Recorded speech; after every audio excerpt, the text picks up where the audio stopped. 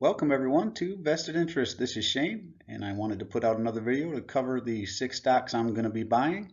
Today is going to be Thursday when you catch this video, so these are the stocks that I've been looking in my portfolio to see what has dropped a little bit in this most recent correction. And in my opinion, the best thing to do whenever there's a lot of volatility is look at your portfolio. If you believe in the companies that are in the portfolio, if you really did your research and understand the value of the companies that are in your portfolio, this is a great time to buy. This is a great time to add to your positions, lower your cost basis, and in my case, since these are all dividend growth stocks, to increase my dividend yield on these companies. And that's really the most important part. As these companies become cheaper, my yield goes up and my cost basis goes down. So I don't mind pullbacks. All these companies, as you can see, Leggett and Platt, a consumer discretionary, I don't think it's going anywhere. 3M is a behemoth in the industrial sector.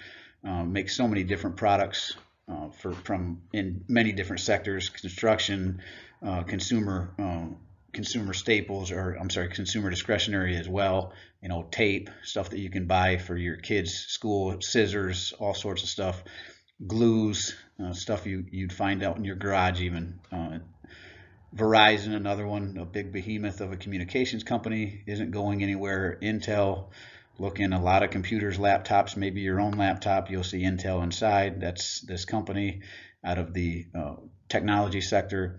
You've got Kraft Heinz out of the consumer staple sector, and Store Capital. All the companies we'll be covering, or stocks that we'll be covering today that I'm looking to purchase.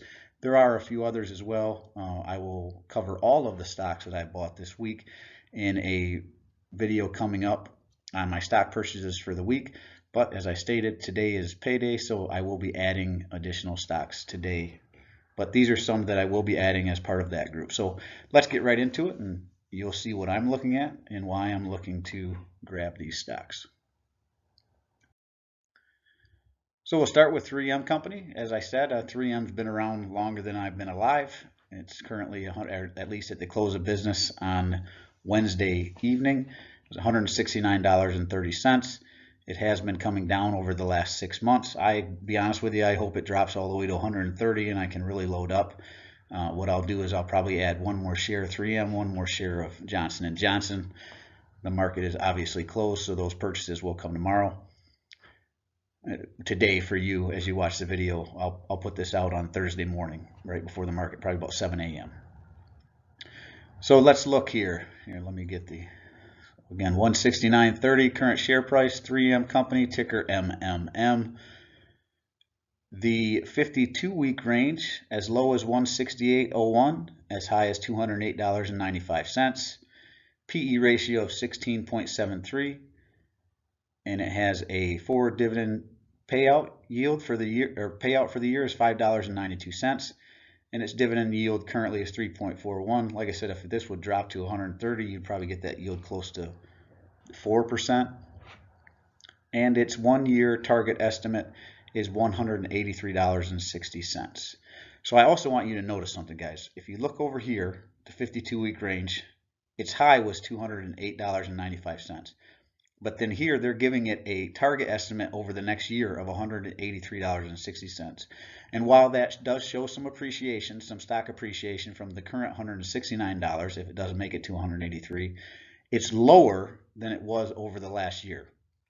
So this kind of speaks to even these slow growing stocks like 3M do get overvalued at times. So it's important to actually understand what these companies are worth.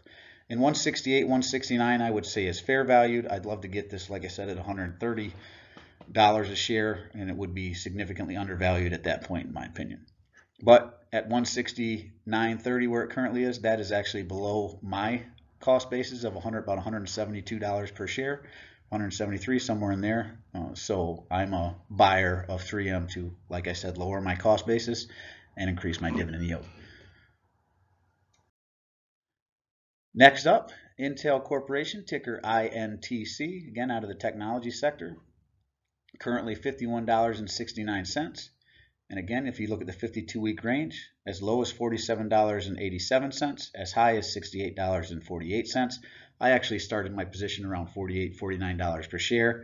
but I was buying up in the 55 range. I wouldn't touch it at 68, but in the 55 range, where you can see again the 1 year estimated target is about 55.84. So I bought in this range. I wouldn't go much higher than that or higher than that at all, depending on what your future outlook, what your returns are look like. If you want 8%, 7%, 6%, that's up to you. But I would be trying to get 8% or more on a return on any stock.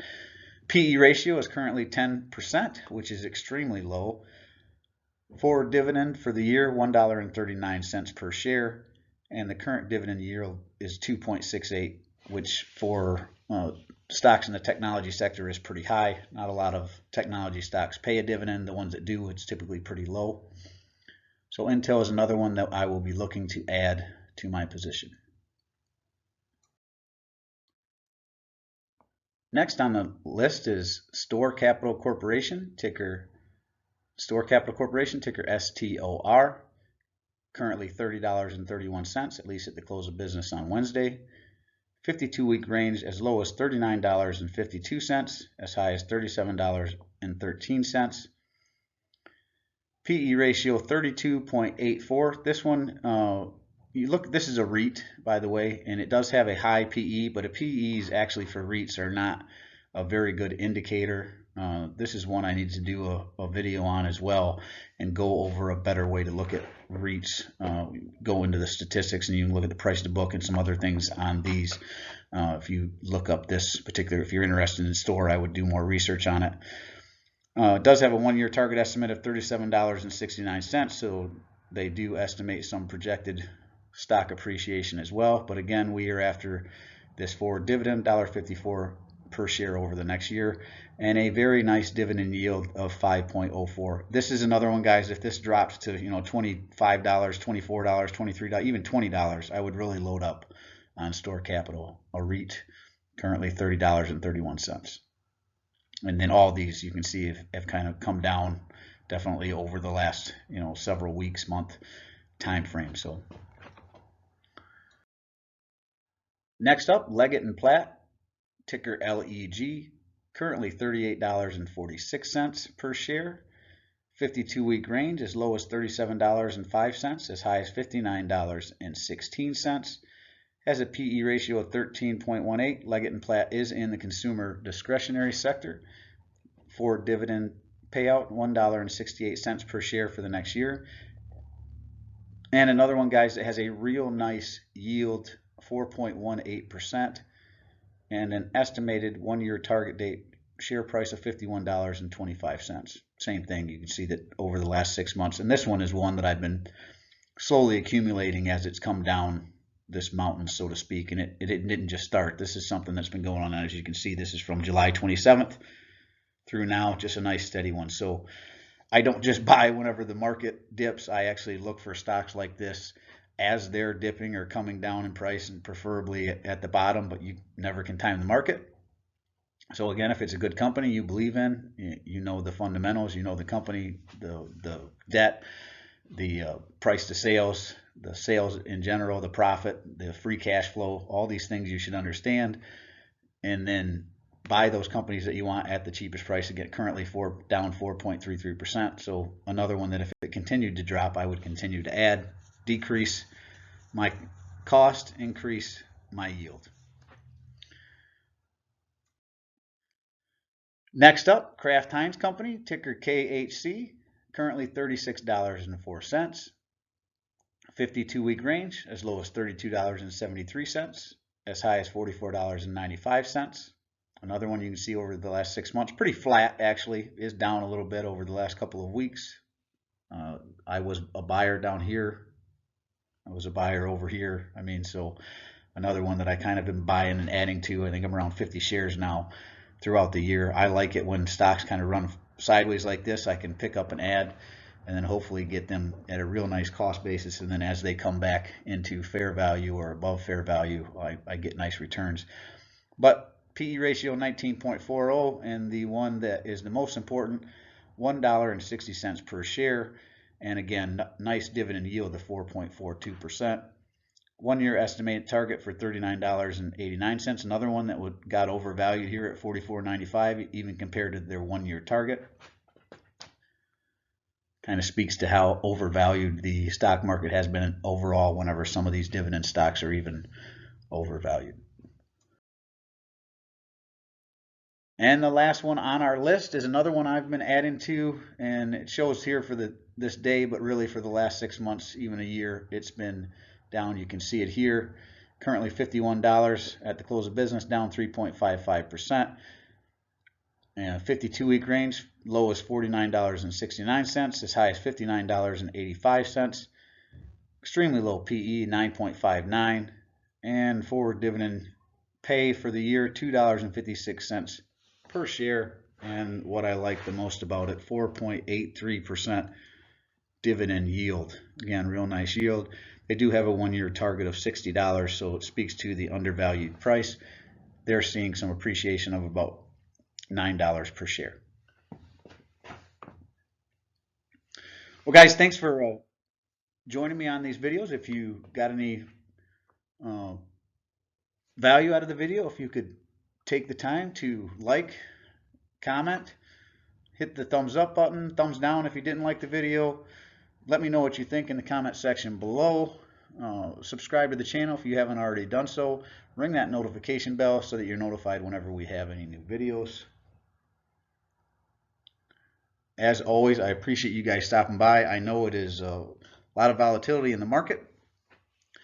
If you have a good plan in place and you've actually, like I said, done your research, understand the companies that you're in, understand the valuations, have an idea of what the stock is actually worth, what you should be paying for it, these times are great times to buy. Look at Buffett. He's not jumped in yet, but I'm really excited to see what he jumps into as this market continues to decline. And I would even throw some of these overstocked or overpriced stocks on your watch list and maybe start watching them a little closer. I know there's several I looked at in the past. Target, Lowe's would be one that I'd like to get into if it really comes down. Pepsi would be a good one I'd like to. Obviously the Microsofts and the Apples would be as well, but they need to come down significantly. I mean, you cut some of those in half, and I might think about jumping into them, but they're so overpriced right now. But I would start looking at those stocks that you really have been interested or keeping your eye on or think are too overvalued. Get an idea, start doing some research on those, get an idea of what the fair value would be, and then as they creep into that sweet spot, so to speak, don't be afraid to pick them up. And if the market continues to go down, don't throw all your eggs in one time. And if the market continues to go down, you can always dollar cost average down. But if you have a good idea of where that price is, and actually, like I said, do your research based on the fundamentals of the company, profits, debt, free cash flow, high yield return on the equity that they're investing, acquisitions that they may be doing, understand the company and the future of the company as well, right? I invest in a lot of, like Verizon. Everyone knows Verizon, Kraft Heinz. I'm sure you all use their products. Intel, again, I'm sure you know what these companies are that have been around for decades and decades. Real boring. Some people might even call them boomer stocks, even though I'm not a boomer. But there's a reason that the boomers are in them. Well, it's been because they've been around as long as the boomers have been around, and some of them, like 3M, even longer. So companies like that have gone through these downturns, right? They know how to make it out the other side. That's why they're paying dividends. They have free cash flow. They are growing as companies still. Now, granted, maybe slower, but that really, I know everyone talks about growth. Growth doesn't necessarily mean anything. If a company's growing by 50%, but it's 100% overvalued, that growth is going to take a while for it to catch up to the overvaluation. On the flip side, if you can get a slow-growing company like Verizon, like 3M, at 10 to 20% below market value, well, you've just created 20% as that stock returns back to fair value, right? So that's what we're trying to do. That's the philosophy that I abide by. Continually invest, dollar cost average, into companies that you understand, that you believe in, that are going to be here for the long term. Do it over a very long period of time, 10, 20 years, and you will have a significant amount of capital coming back to you. In my case, it'll be in the form of not only the stocks appreciation over time, but also the dividends that I've accumulated. And they will help to increase your position as well, because what I do is I take those dividends at $2.56 per share in the case of Verizon. I reinvested in the company, buying more shares, and then over time my shares will buy shares. I have a couple of stocks currently like AT&T and Lumen Technology where I have enough shares and I'm getting enough dividends, it's starting to buy shares of itself. I don't even have to buy any more shares of AT&T. It'll buy shares for me over time. Lumen Technology, same thing. Verizon Communications is getting close. So is Kraft Heinz Company. So that's the intent. These things will turn into snowballs and they'll just continue to take off rolling down the hill regardless of what I do. And then if I add to them as well, they'll get bigger and bigger, faster and faster. So let compound interest do its thing over time. It'll be your best friend. Or let time be your worst enemy. Pull all your money out and try to time the market. Some people are doing that right now. Pretty foolish in my opinion, but to each his own. Like I said, I hope you got some value out of the video, guys. That's a quick picture I took out my back yard the other day. As you can see, the lake's finally frozen over. That's the sun coming up whenever I got up for work the other day. And this is Shane signing off, wishing peace and prosperity to you and yours. And remember, financial security comes to those who take a vested interest. Hey, we'll see you next time. I'm not a financial advisor. Nothing in this presentation should be considered financial advice. I am only sharing my opinion and investing journey for educational and entertainment purposes. Investing involves risk. You can lose money and should never invest any amount you are not comfortable losing. Always do your own research and invest based on your situation, circumstances, and selected criteria, or seek the advice and counsel of a certified financial advisor.